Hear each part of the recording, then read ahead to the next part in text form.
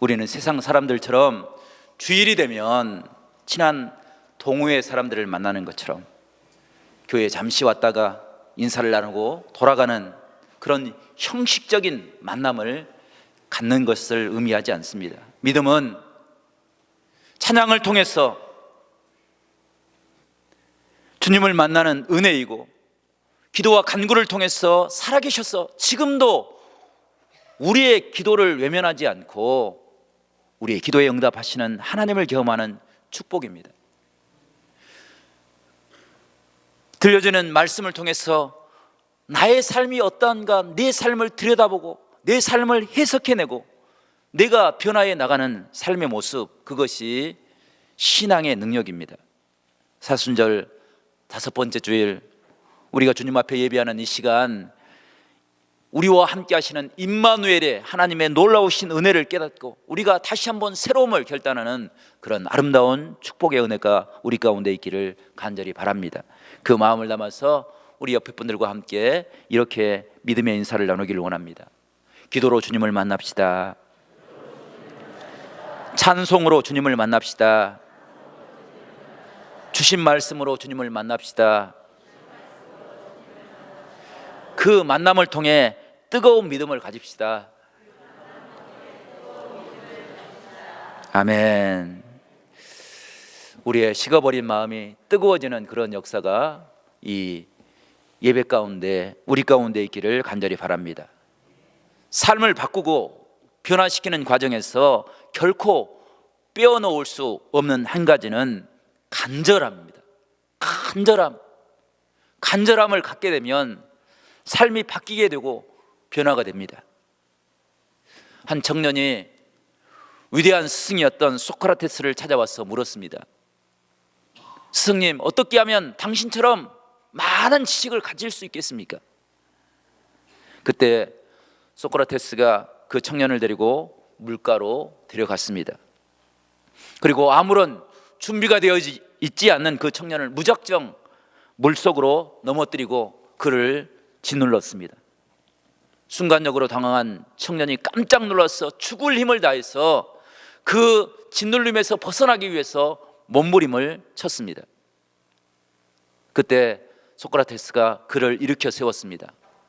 헉헉거리는 그를 향해서 이렇게 이야기했습니다. 이것이 물속에서 빠져나오기 위해서 숨이 멈출 것 같은 그 순간을 이겨내기 위해서 몸부림치는 것, 이것이 지식을 얻는 지름길이라네. 지식을 얻기 위해서 필요한 것은 간절함입니다. 공부도 독해야 잘할 수가 있습니다. 독하다는 말을 다른 말로 표현하면 간절함입니다. 간절하게 뭔가를 갈망하는 그런 열정이 있지 않고서는 공부를 하는 것조차도 쉽지가 않습니다. 무언가를 원한다고 한다면 그 원함을 얻기 위해서 우리가 간절한 노력이 우리에게 필요합니다. 노력을 한다고 해서 반드시 모든 것을 얻을 수 있다 장담할 수 없지만 간절함의 깊이만큼 우리는 그 목표에 가까이 나갈 수 있다는 것입니다. 세상 어떤 일보다 더 간절함이 필요한 것이 바로 우리의 믿음입니다. 왜냐하면 교회가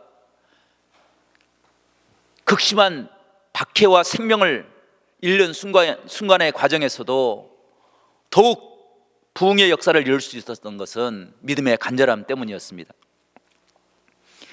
믿음을 잃어버린 교회는 결코 바른 신앙을 가질 수가 없습니다. 왜냐하면 믿음은 잠시 머무는 세상의 것들, 세상에 누리는 것들을 선택하는 것이 아니라 영원한 생명을 선택하는 일이기 때문입니다.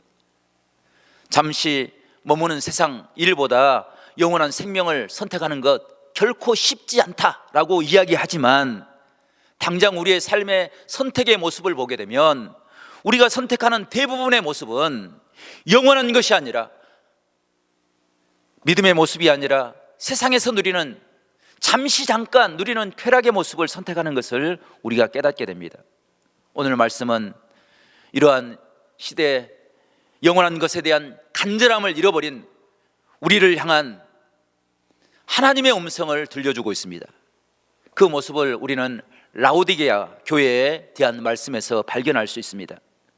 그 모습을 오늘 15절과 16절에서는 이렇게 소개하고 있는데, 15절과 16절 말씀을 저와 여러분이 다시 한번 읽어보겠습니다. 15절 16절 말씀입니다. 시작. 내가 내 행위를 아노니 내가 차지도 아니하고 뜨겁지도 아니하도다. 내가 차든지 뜨겁든지 하기를 원하노라. 내가 이같이 미지근하여 뜨겁지도 아니하고 차지도 아니하니 내 입에서 너를 토하여 버리리라. 아멘. 성도 여러분, 이 말씀이 무슨 말입니까? 입에 물을 머금는데 그 물이 차지도 않고 뜨겁지도 않고 너무 미지근해서 그것을 삼키기가 너무 고통스러워서 그것을 뱉어버리겠다라는 그런 의미입니다. 그런데 이 말씀은 라오디게아 교회의 한 사건 때문에 말씀하시는 것이 아니라 라오디게아 교회가 속한 지역과 깊은 관계를 맺고 있으며, 또한 라오디게아 사람들이 가지고 있는 뿌리 깊은 소극적인 신앙을 책망하는 성령의 음성입니다. 초대교회에 아시아에 7교회가 있었습니다. 그 교회 중에서 가장 큰 교회, 가장 아름다운 교회가 라오디게아 교회였습니다. 그런데 그들의 신앙의 실상은 칭찬할 것이 아무것도 없는 책망받을 것만 가득한 최악의 교회가 라오디게아 교회였습니다. 그 원인을 하나님께서는 그들이 하나님을 향한 간절함, 열망을 잃어버렸기 때문이다 라고 이야기하고 있습니다.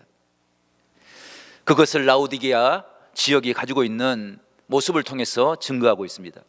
라오디게아는 물이 부족한 도시였습니다. 뿐만 아니라 그 물은 사람들에게 위에서 마실 수 없는 물이었습니다. 석회와 함께 뒤섞여서 그 물맛은 텁텁하고 메스꺼웠습니다. 도저히 마실 수가 없었습니다. 고고학적의 모습을 살펴보면 라오디게아에서 발굴된 파이프가 젓갈색으로 변색되어 있는 것을 보면서 그 시대에 사람들이 마셨던 물이 얼마나 유해한 물이었던지를 가늠해 볼 수 있습니다. 라오디게아 사람들은 좋지 않은 물로 인해서 고질적인 질병을 가지고 있었는데 그것이 바로 안질이었습니다. 그래서 라오디게아는 고대였지만 안질을 치료하는 안약을 가지고 있었고, 그 안질을 연구하는 의과대학을 가지고 있을 만큼 그런 부여로운 그런 도시였습니다. 이런 상황에서 라오디게아 사람들이 물을 해결할 수 있는 방법이 두 가지가 있었는데, 그 첫 번째 방법은 뜨거운 광천수가 솟아나는 히에라폴리스라는 도시에서 온천수를 끌어오는 것이었습니다.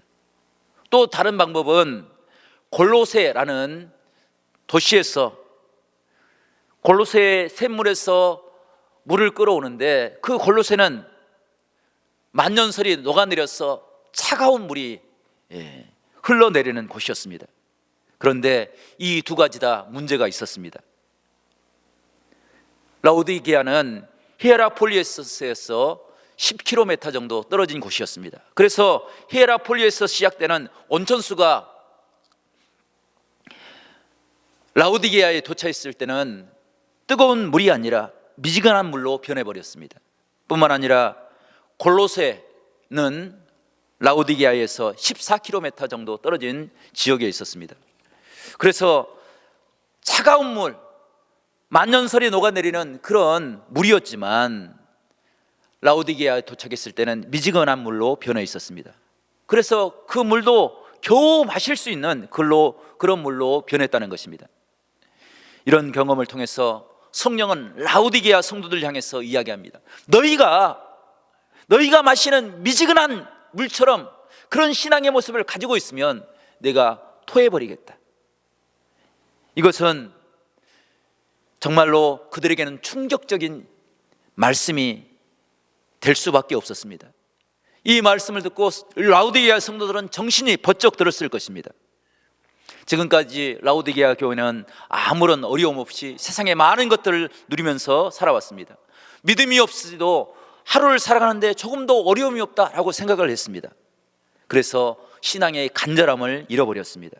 그 모습을 17절에는 이렇게 소개하고 있는데, 17절 말씀, 내가 말하기를 나는 부자라 부유하여 부족한 것이 없다 하나 그 곤고한 것과 가련한 것과 가난한 것과 눈먼 것과 벌거벗은 것을 알지 못하도다. 아멘. 성도 여러분, 당시 라오디게아 도시는 세 가지가 유명했습니다. 첫 번째는 라오디게아는 무역의 중심 지역이어서 금융업이 발달됐습니다. 그래서 많은 나라에서 그곳으로 몰려들었습니다. 화폐를 통일할 수 없어서 그곳에 사용되는 것이 금이었습니다. 그 도시에는 금이 가득할 만큼 그런 부유함이 있었습니다. 두 번째로 라오디게아는 흑양, 검은 양을 목양해서 좋은 약물을 생산했습니다. 그래서 로마의 모든 귀족들의 옷을 이곳에서 생산할 만큼 그렇게 양모 사업이 융성했던 곳이 바로 그곳이었습니다. 마지막으로 세 번째는 앞에서 이야기한 것처럼 물로 인해서 안질이 심해서 그 안질로 인해서 부르기아 가루라는 안약을 발견했습니다. 좋은 약을 만들기 위해서 의사들이 모여서 연구하는 그런 유명한 의과대학이 있었던 곳이 바로 라오디게아입니다. 이런 배경으로 라오디게아는 매우 부유했습니다. 뿐만 아니라 라오디게아 교회도 부유한 삶을 살았습니다. 라오디게아 교회에 유적지를 가보신 분들이 있을 텐데, 그 유적지의 상황을 보면서 라오디게아 교회가 얼마나 컸던지를 가늠해 볼 수 있습니다. 대지가 40만 평.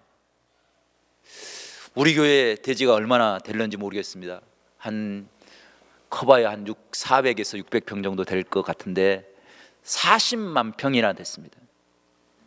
예배당 외에도 부속 건물이 즐비했는데 지금도 갖기 힘든 야외 원형극장이 1,500평이 있었습니다. 원형 운동장이 2,000평이나 되는 그런 원형 운동장을 가지고 있었습니다. 현대 대형 교회 견주어도 조금도 부족함이 없을 만큼 그렇게 아름답고 큰 교회를 가지고 있었습니다. 많은 성도들이 모여서 함께 예배했습니다. 그런데 그것이 결코 하나님을 기쁘게 하는 일이 아니었습니다. 라오디게아 성도들은 자만에 빠져 있었습니다. 간절함을 잃어버렸습니다. 그것을 성령이 책망하고 있는 것입니다. 라오디게아 교회를 향해서 너희는 뜨거움과 간절함을 미지근하거나 사람들이 마실 수 없는 토해질 것 같은 그런 물이 아니라 뜨거운 열정, 하나님의 은혜를 가지고 살아가라 말씀하고 있습니다. 이 뜨거움은 단순한 광적인 열정을 의미하는 것이 아닙니다. 성경이 이야기하는 그 뜨거움은 오늘 18절 말씀 보니까 내가 너를 권하노니 내게서 불로 연단한 금을 사서 부요하게 하고 흰옷을 사서 입어 벌거벗은 수치를 보이지 않게 하고 안약을 사서 눈에 발라 보게 하라 말씀하십니다. 성도 여러분, 뜨거운 열정은 주님이 보는 것을 함께 보는 것입니다. 주님이 깨닫는 그 은혜를 붙잡고 주의 사명을 감당하는 것입니다. 그런데 라오디게아 교회는 부유하였지만 실상은 곤고하고 가련한 삶을 살고 있다, 가난하고 눈멀고 헐벗은 삶을 살고 있다라고 이야기합니다. 그들은 많은 것을 가졌지만 항상 불안하고 두려움을 갖고 살았습니다. 많은 것을 먹고 있지만 배부르지 못했습니다. 지치고 외롭고 상한 심령을 가지고 살았습니다. 겉으로는 부자인 것 같지만 영적으로는 가난하고 피폐한 삶을 살았습니다. 많은 것을 가지고 있었지만 헐벗은 사람들을 바라보면서 조금도 돕고자 하는 마음이 생기지 않았습니다. 간절함은 바라보는 현장을 통해서 사명을 감당하는, 사명을 발견하는 은혜인 줄로 믿습니다. 성전을 바라보면서 빈자리를 보면서 성전에 빈자리가 있구나라고 지나쳐 버리는 것이 아니라 그 빈자리를 바라보면서 주님이 이 땅을 위해서 피 흘리시고 상하셨던 그 놀라우신 은혜를 깨닫고 이 빈자리를 채우기 위해서 주의 복음을 증거하고 사명을 깨닫는 그 은혜가 간절함입니다. 주님을 찬양하는 찬양의 자리에서 그냥 세상 사람들이 흥얼거리는 노래처럼 그렇게 찬양하는 것이 아니라 주님이 우리를 위해서 고난당하셨던 그 은혜를 우리 심령에 가득 채우기 위해서 몸부림치며 찬양하는 그런 영성을 회복하는 것, 그것이 간절함의 모습입니다. 성도 여러분, 우리에게도 그런 축복이 있기를 간절히 축원합니다. 성령께서 말씀하십니다. 금을 사서 부유한 삶을 살아가라고 말씀하십니다. 그 금은 라오디게아 사람들이 가지고 있었던, 금융업이 발달해서 풍부했던 그런 금이 아닙니다. 그 금은 하나님께서 불로 연단하신 금을 의미하는 것입니다. 금을 재련할 때 금도 쇠처럼 용광로에서 재련을 합니다. 온도가 1000도가 넘어가면 모든 불순물이 다 타버리고 순금만 남습니다. 그것을 정금이라고 이야기합니다. 그런데 그 정금조차도 신앙의 용광로에서는 마른 풀처럼 사라져버리고 맙니다. 세상의 정금이 아니라 믿음의 정금, 하나님을 향한 간절한 소망이 우리를 지키는 은혜가 되는 줄로 믿습니다. 영적인 부유함을 가지라고, 신앙의 은혜를 사서 영적인 부유함을 가지라고 성경은 우리에게 이야기하고 있습니다. 그래서 우리는 날마다 주의 십자가를 바라보며 죄사함의 은혜를 구하는 것입니다. 영원한 생명을 얻기 위해서 주님 앞에 엎드려 기도하며 간구하는 것입니다. 진리의 말씀을 붙잡고 그 은혜로 우리의 심령을 채우기 위해서, 그곳에서 참된 사명의 은혜를 깨닫기 위해서 주님 앞에 엎드려 기도하며 간구하는 것입니다. 성도 여러분, 온 마음을 다하여, 뜻을 다하여, 목숨을 다하여 주님을 사랑하는 귀한 은혜가 우리 가운데 있기를 간절히 축원합니다. 지난 3월 7일 날 경기도 화성에서 비봉 간에 고속도로가 있었는데, 그 도로에서 1톤 트럭 운전사가 운전 중에 의식을 잃는 그런 일이 발생했습니다. 그것을 발견한 한 사람이 자신의 차로 트럭을 막아서 의식을 잃은 운전자를 구원한 사건이 있었습니다. 운전 중에 의식을 잃은 운전자는 계속해서 중앙 분리대를 충돌하고 운전하고 있었습니다. 그때 그 현장을 목격한 김지환이라는 사람이 자신의 차량 아반떼로 트럭을 가로막았습니다. 그리고 강제로 차를 멈춰 세웠습니다. 사고가 난 도로는 90km 이상 달릴 수 있는 그런 고속도로였습니다. 그래서 대형 사고가 일어날 수 있는 그런 상황이었습니다. 그런데 그 사고를 막기 위해서 김지환 씨가 순간적인 기절을 발휘해서 인명피해를 막고 2차 사고를 막을 수 있었습니다. 김지환 씨는 특별한 상해를 입지 않았지만 자신의 차량이 상당 부분 파손되는 그런 어려움을 겪게 되었습니다. 그 사건 후에 한 방송 기자가 그를 인터뷰했습니다. 인터뷰 과정에 그는 이렇게 이야기했습니다. 언제라도 악셀을 밟으면 급발진해서 큰 사고가 일어날 수 있었습니다. 그래서 그 사건이 일어나기 전에 골든타임을 붙잡기 위해서 그는 자신의 것을 희생하여서 그 사고를 막았다고 합니다. 그런데 그의 직업을 보니까 그가 그런 생각을 할 수 있는 그런 직업을 가지고 있었습니다. 그는 현대 기아 남양연구소에서 안전 성능을 시험하는 연구원이었습니다. 그가 하는 일은 차량 충돌 테스트를 통해서 안전한 차를 만들기 위한 그런 연구를 하고 있었던 것입니다. 그 연구를 통해서 그는 사고가 일어나면 얼마나 큰 심각한 피해가 입을 것인지를 너무나도 잘 알고 있었습니다. 그래서 그는 자신의 차를 희생해서 자신의 차가 부서질 것을 알고 있음에도 불구하고 자신의 차로 고객의 차를 막아서 생명을 구원했던 것입니다. 저는 그 모습을 보면서 우리가 깨달아야 될 사명이 여기에 있지 않나라는 생각을 해봅니다. 우리 시대는 운전 중에 의식을 잃은 사람처럼 어디로 가야 될지 알지 못하고 극단적인 혼란과 개인주의에 빠져 있습니다.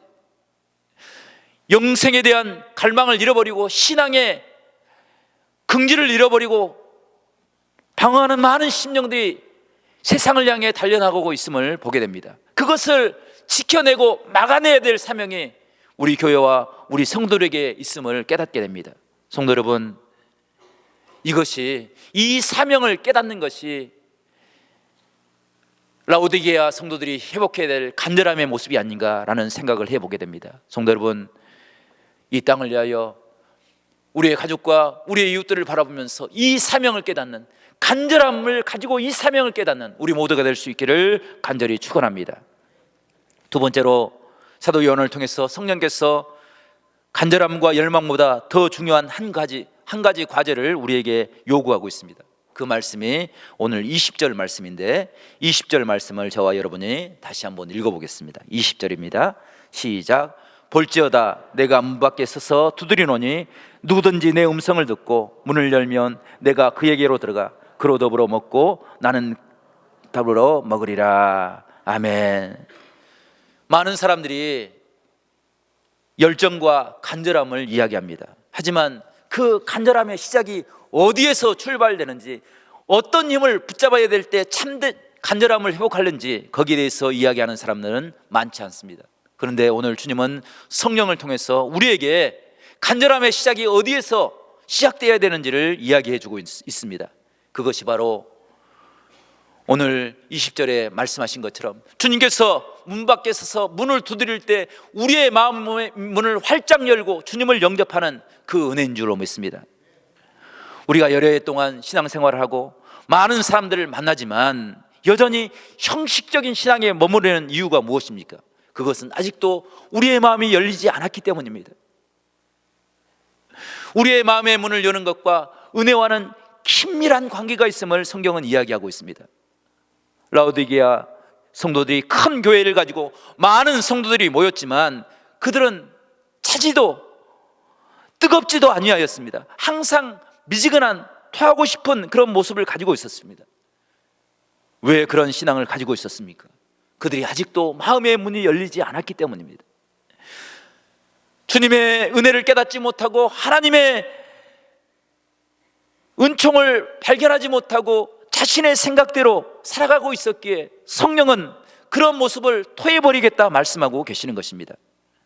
우리가 문을 열면 주님께서 우리에게 들어와서 우리와 함께 거하심으로, 우리에게 세임과 능력을 허락하여 주심으로 우리에게 참된 믿음의 열정, 간절함을 허락하여 주실 것을 믿습니다. 성도 여러분, 우리가 주의 성전에 올 때마다 마음의 문을 활짝 열고 우리의 아픔의 상처들과 우리의 고통들이 주님의 십자가의 은혜로 치유되는 그런 놀라운 은혜를 우리 모두가 경험할 수 있기를 간절히 축원합니다. 우리의 마음의 문이 활짝 열려서 하늘의 기쁨과 감사를 회복하는 그런 아름다운 신앙의 역사가 우리 가운데 있기를 간절히 축원합니다. 주님의 제자 도마는 주님을 향해서 항상 마음의 문이 굳게 닫혀져 있는 삶을 살았습니다. 그래서 주님이 하시는 일조차도 의심하며 바라보았습니다. 주님을 신뢰할 수가 없었습니다.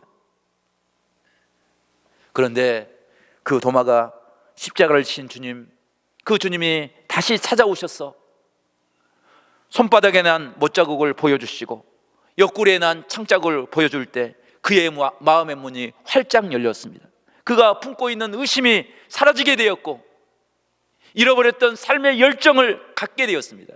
그래서 그는 그 믿음을 가지고 인도로 가서 창에 찔려 순교하는 그런 순교의 삶을 살았습니다. 그런 삶을 살 수 있었던 것은 그의 마음의 문이 열리고 주의 은혜를 깨닫게 되고 주의 복음을 붙잡고 주님 앞에 헌신함으로 충성된 삶을 살아감으로 그 은혜를 이룰 수 있었던 것입니다. 우리가 주의 성전에서 그런 아름다운 신앙의 역사를 우리 모두가 회복하며 살아갈 수 있는 복된 믿음의 사람들이 될 수 있기를 간절히 축원합니다. 우화 중에 이런 이야기가 있습니다. 한 임금이 아름다운 정원을 가꾸기 위해서 노력했습니다. 그 정원에 많은 꽃과 나무들을 심었습니다. 그런데 언제부턴가 그 꽃과 나무들이 비실비실 말라 죽어가고 있었습니다. 그 모습에 놀라 임금이 그 꽃과 나무들을 찾아가 자세히 살펴보았습니다. 키가 작은 참나무 한 그루, 그를 찾아가서 그 참나무에게 임금님이 이렇게 물었습니다. 참나무야, 너는 왜 이렇게 비실거리며 죽어가고 있느냐? 그때 참나무가 이렇게 이야기했습니다. 저는 전나무처럼 키가 크지 못하고 늘씬하지 못합니다. 그래서 살 의미를 찾지 못하겠습니다. 죽고만 싶습니다. 그래서 임금님이 참나무가 부러워하는 전나무에게 갔습니다. 그런데 전나무도 비쩍 말라서 죽어가고 있었습니다. 임금님이 전나무에게 물었습니다. 너는 키가 크고 참나무가 부러워하는 그런 모습을 가지고 있는데 왜 이렇게 피실거리고 있느냐? 그때 전나무가 이렇게 대답했습니다. 전 포도나무처럼 좋은 열매를 맺을 수가 없습니다. 제가 살아서 뭘 하겠습니까? 그래서 이번에는 전나무가 부러워하는 포도나무를 찾아갔습니다. 그런데 포도나무 역시 배짱 말라서 죽어가고 있는 그런 모습을 발견했습니다. 그때 임금님이 다시 포도나무에게 물었을 때 포도나무가 이렇게 대답했습니다. 저는 장미처럼 아름다운 꽃을 피우지 못하고 있습니다. 전 살 가치가 없습니다. 이렇게 해서 정원이 시들어가고 죽어가고 있었습니다. 그런데 정원 한 구석에서 싱싱하고 아름다운 꽃을 피우는 한 꽃이 있었습니다. 그 꽃은 제비꽃이었습니다. 임금님이 제비꽃에게 물었습니다. 너는 다른 큰 나무처럼 큰 키도 가지고 있지 않고 아름다운 꽃도 가지지 않고 있고 열매도 맺을 수 없는데 너는 어떻게 해서 이렇게 싱싱하고 아름다운 꽃을 피울 수 있냐고 물어보았습니다. 그때 제비꽃이 이렇게 대답했습니다. 제가 여기 있는 것은 임금님이 저를 사랑해 주셔서 이곳으로 저를 옮겨 심은 것입니다. 그리고 저에게 장미꽃처럼 화려한 꽃을 피라고 말씀하지 않고 잣나무처럼 큰 길을 가지라고 말씀하지 않고 이 작은 자리를 아름답게 지켜내라고 귀한 사명을 허락하여 주셨기에 그 사명의 삶을 살기 위해서 나는 이 자리에서 기쁨으로 감사함으로 임금님의 마음을 기쁘게 하기 위해서 노력하고 살아왔습니다. 이것이 하나님이 우리에게 바라는 신앙의 모습인 줄로 믿습니다. 우리가 전나무처럼 키가 크지 않다고 하더라도 장미처럼 아름다운 꽃을 피우지 못한다 할지라도 포도나무처럼 많은 열매를 맺을 수 없다 할지라도 좋은 집안을 갖지 못하고 많은 것을 배우지 못하고 건강을 잃어버리고 어려운 가운데 있다 할지라도 우리를 버리지 않고 우리를 사랑하신 그 하나님의 은혜를 깨닫고 그 하나님의 사랑을 통해서 아름다운 신앙의 긍지를 가지고 자부심을 가지고 살아갈 때 우리의 성전이 하나님이 기뻐하시는 아름다운 교회가 되고 우리의 모습을 통해서 하나님의 나라가 확장되는 놀라운 축복의 은혜가 우리 안에 이루어질 줄로 믿습니다. 그 은혜를 회복하기 위해서 날마다 주의 십자가를 바라보는 복된 믿음의 사람들이 될 수 있기를 간절히 축원합니다. 주님만을 바라봄으로 세상의 것들을 기웃거리지 않고 주님만을 바라봄으로 하나님의 믿음을 온전히 회복하는 복된 믿음의 사람들이 될 수 있기를 간절히 축원합니다.